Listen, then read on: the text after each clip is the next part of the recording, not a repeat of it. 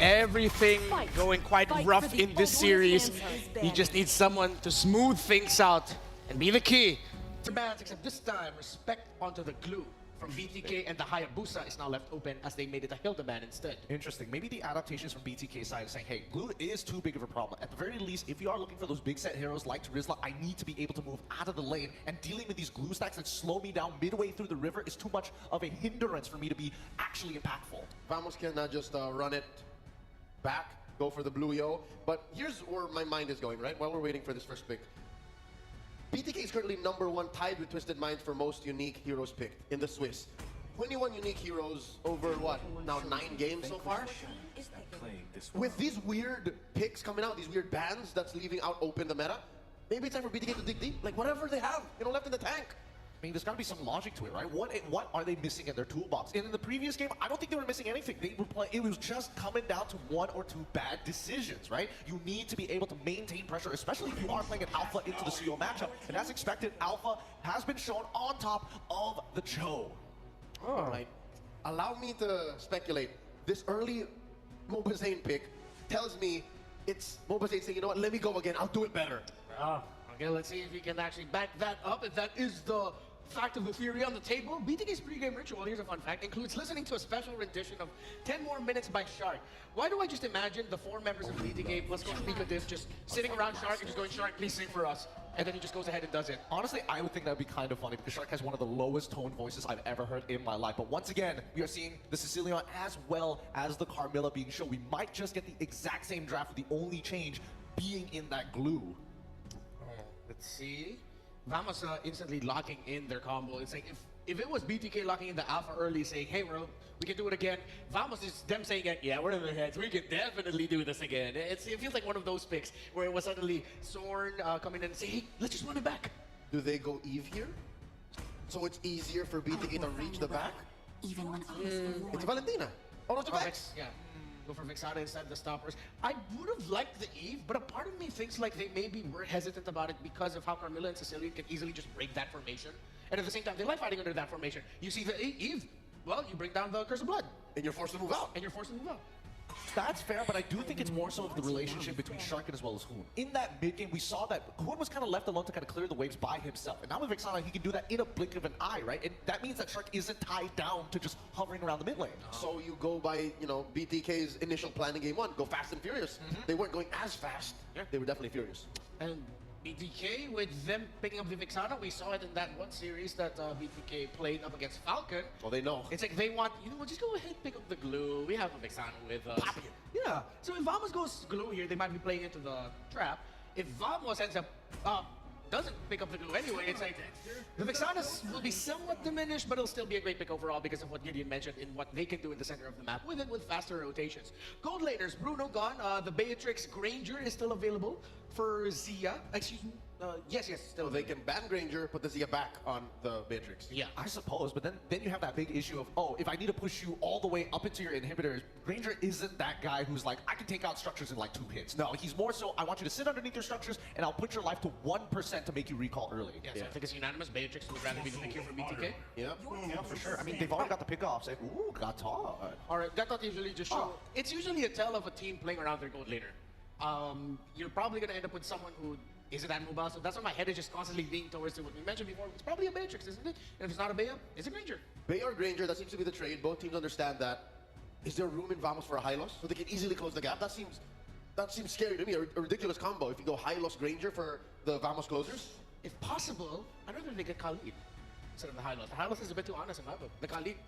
I think the problem is that they're on red side. They only get 1 prio pick after the bans are done. They get rid of the Arlet, same exact bans coming out for the side of Vamos. If they go for Beatrix here instead of going for something like the Khalid or even Hylos or the Gathot, at this point, at the bare minimum, if they do give that over to Vamos' side, they have some form of disengage on top of high ground defense. So, hey, drop the Bennett's range and be like, all right, we're out of here.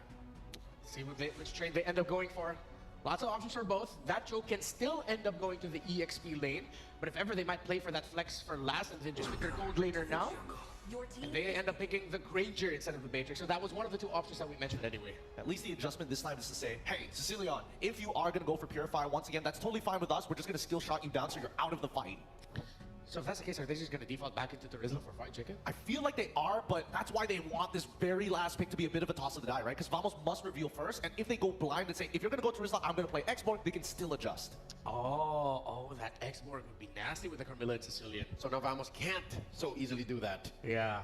All right. Leaves BTK here with the final say. So do they Beatrix? I think that's the next safest. Yeah, the next Beatrix Granger Shade. Yeah, 100%.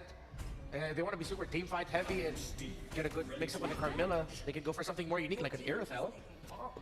That they do. Good call on the Irithel. I mean, really great lane matchup here because, again, the movement speed is going to be nice. And it really makes Granger's life a little difficult having to kind of position himself in a straight line against this Irithel who kind of runs around you. But the high loss is where I'm a little scared. I actually like it. You mentioned how honest it is.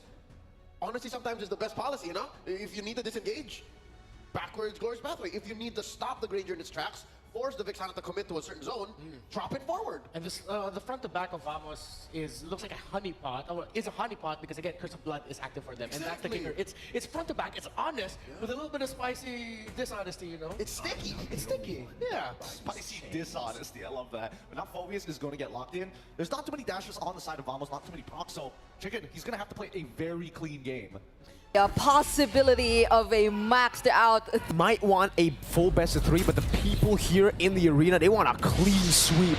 Vamos 1-0 up on the Bloodthirsty Kings, and BTK, this is proving grounds for them. Can they walk the talk? This is match point for Team Vamos, and they will definitely want to end this with a ticket to the knockout stage.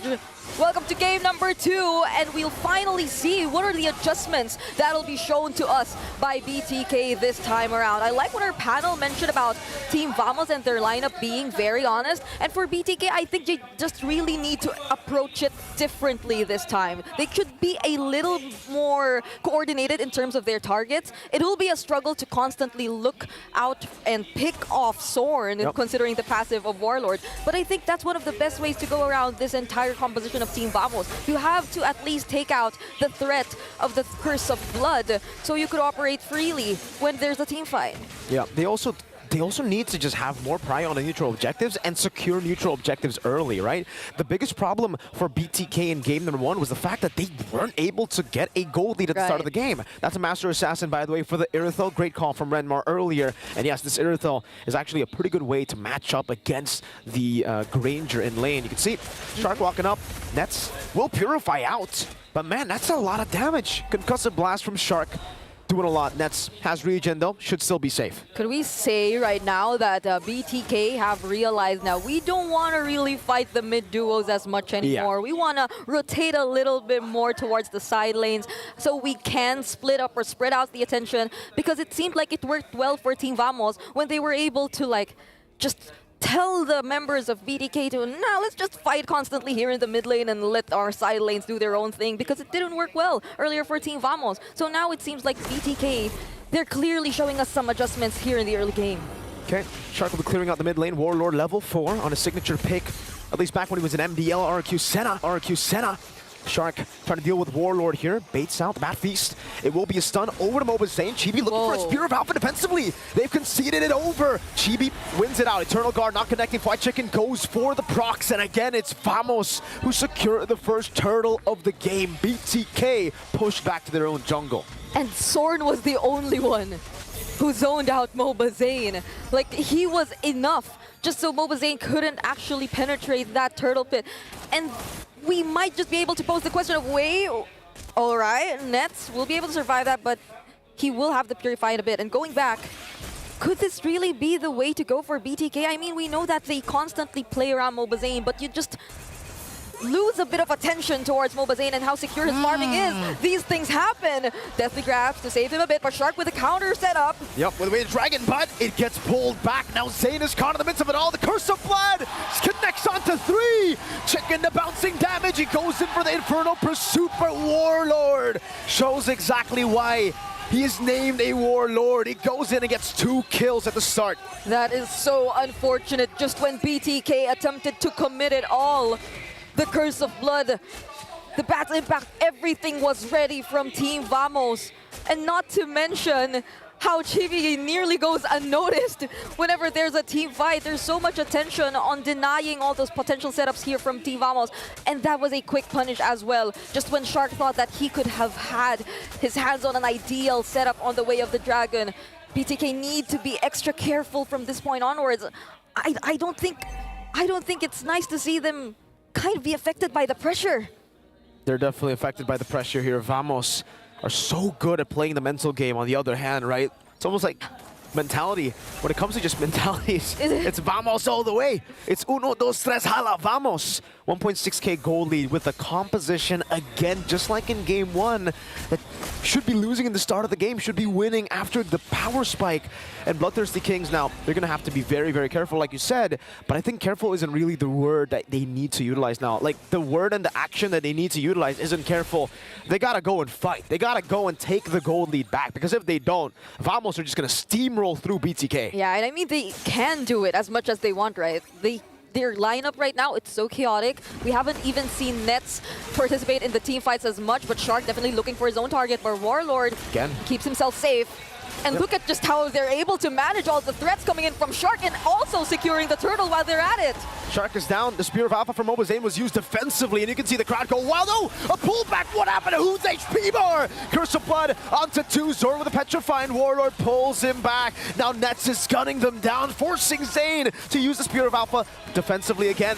Chibi in the back, going for the stun. Now off the Zia, forcing to flicker out. Mlbb Zane unable to dish out damage. Chicken's running smooth down, and now he goes in for the Infernal Pursuit. Will be able to find a kill, but a turret in the mid lane will fall, and Vamos takes it on. Chicken getting zoned away. Warlord, 5 minutes in, doing this much damage already. A mid lane turret in 5 minutes.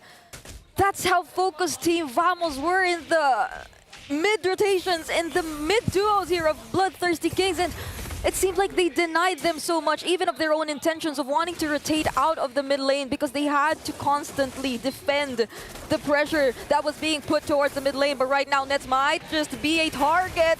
There's a Purify as well, and he will make it out alive, not unless...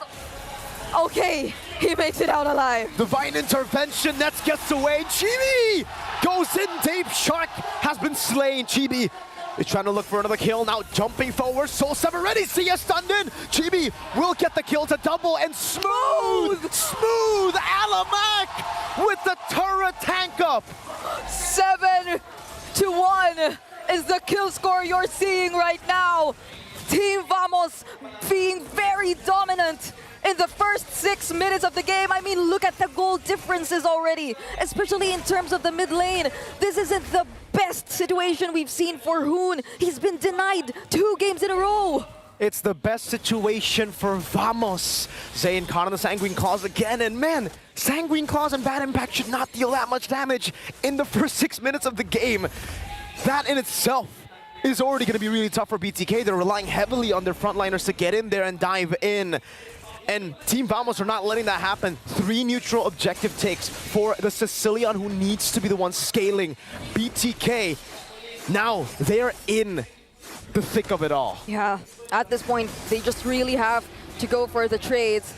It's the most they can do, especially considering that even in the very brief moments you decide to show up, Team Vamos, they wouldn't think twice about dealing the damage. You would expect BTK to throw out just the same amount of poke. They have the Granger in their hands, they have the Big Sana. But it seems a little difficult for them to just throw out all the damage, especially considering when their frontliners decide to engage, it seems like there's no backing out. That's a huge difference in terms of Team Vamos and BTK's lineup.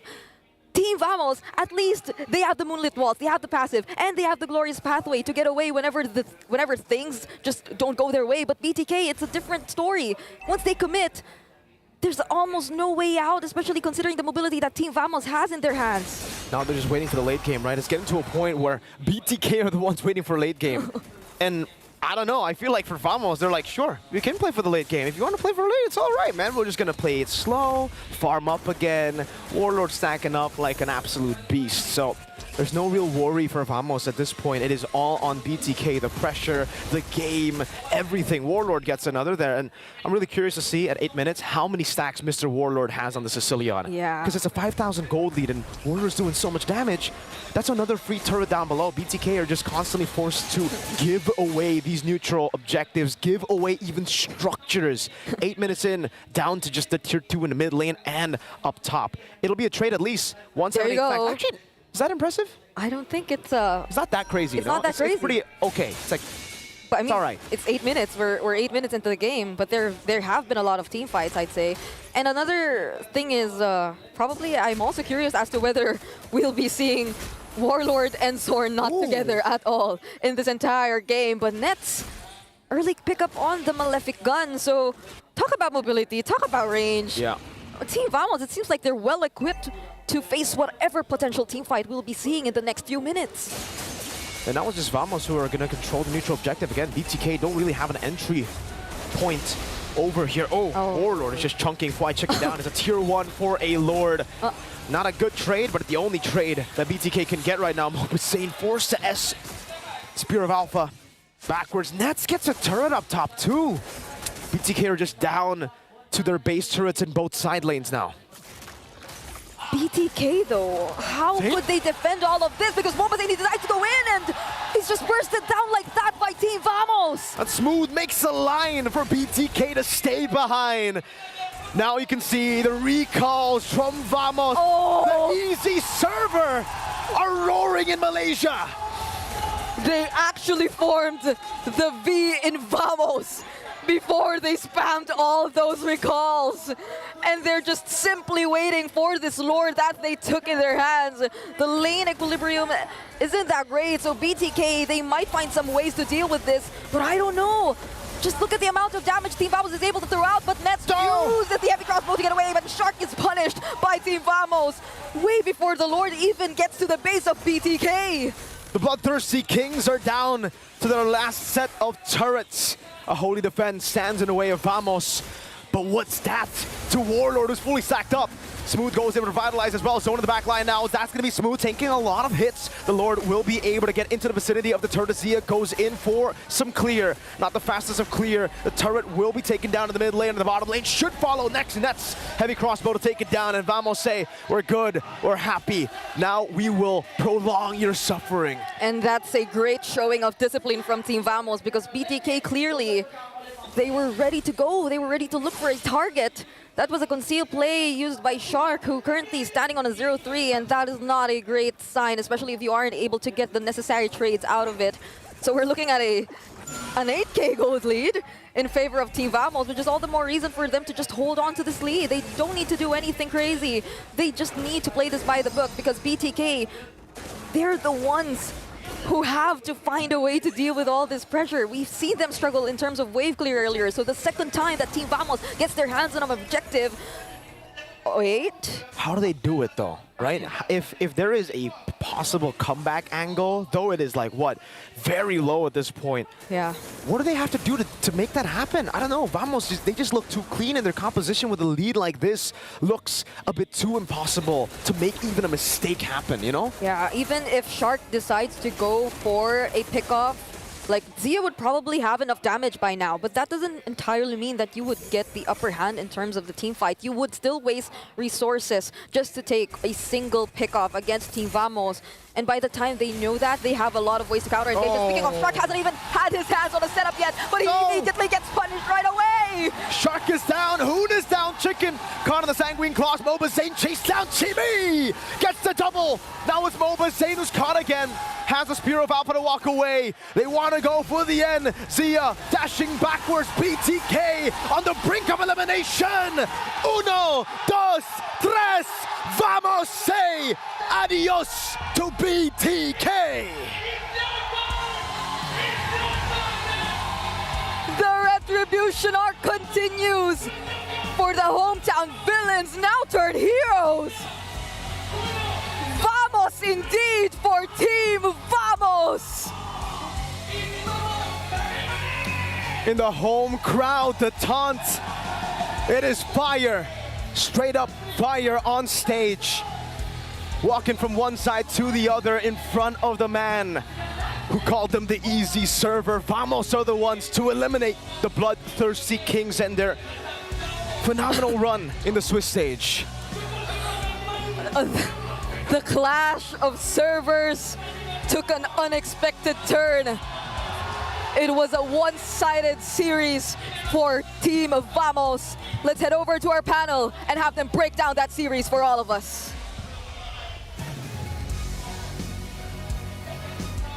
To this, knowing the tendencies of BTK, they really allowed their team. When you're snowballing like Nets was. Yeah, and I mean, it comes for free, right? No mana to worry about. You play around your passive most of the time to get the majority of your damage. The laning phase against Granger is incredible because Granger, it's the management is just with your own resources. I only have one Rondo, so many Death Sonatas to throw out. More importantly, the Rhapsodies only come out in straight lines and can be blocked by minions, so trading is impossible. And with Master Assassin, Nets knew exactly what he wanted to do in lane. Leave me on an island and I'll make magic happen. As long as I have my Purify off of cooldown, you can play on the opposite side of the map. Terrific game by Team Vamos. As we look at the highlights, it was just the Vamos show again. So disruptive, and it's a honeypot, that lineup that they brought out, where you'd want to think that, hey, we can get a catch or two here and then get a good snowball going for us.